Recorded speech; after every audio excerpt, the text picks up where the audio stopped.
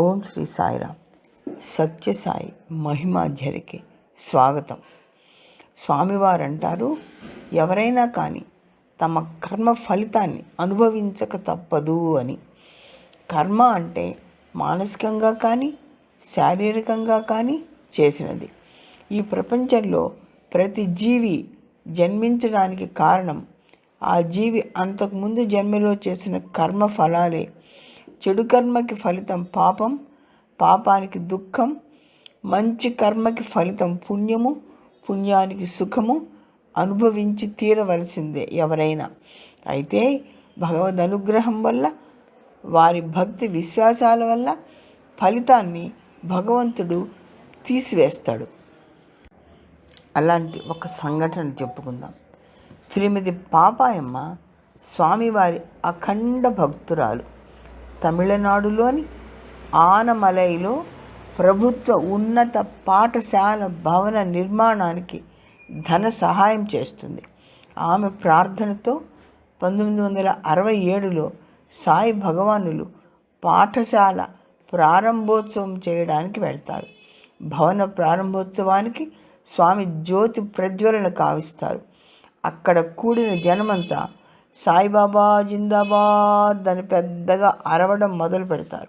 వెంటనే స్వామివారు భజన ప్రారంభించారు. అందరూ భజన పలుకుతూ కూర్చున్నారు.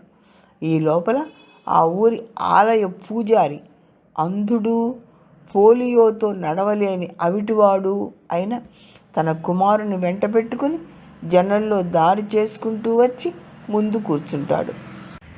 స్వామివారు వారిని గమనిస్తారు. అంతా భజన పలుకుతూ ఉంటారు.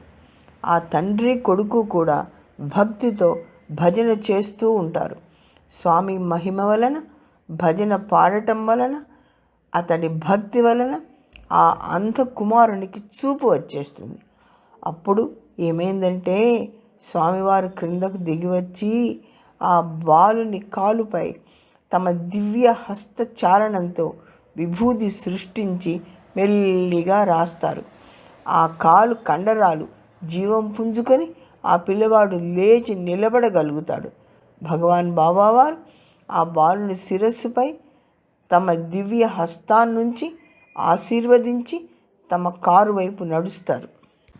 ఆ పిల్లవాడు గబగబా అడుగులు వేసుకుంటూ సాయిరామ్ సాయిరామ్ సాయిరామ్ అంటూ కారు వైపు నడుస్తూ ఉంటే స్వామివారు తమ అభయ హస్తంతో ఆ బాలుని ఆశీర్వదించి కారెక్కి వెళ్తారు.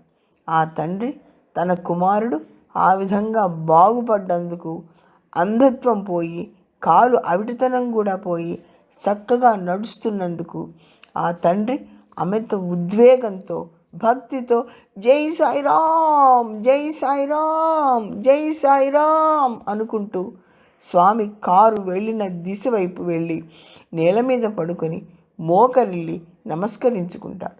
అక్కడ చేరిన వారంతా కూడా ఆనందాశ్చర్యాలతో జై సాయిరామ్ జై సాయిరామ్ అనే నినాదాలు, జై జయ ధ్వానాలు చేస్తారు.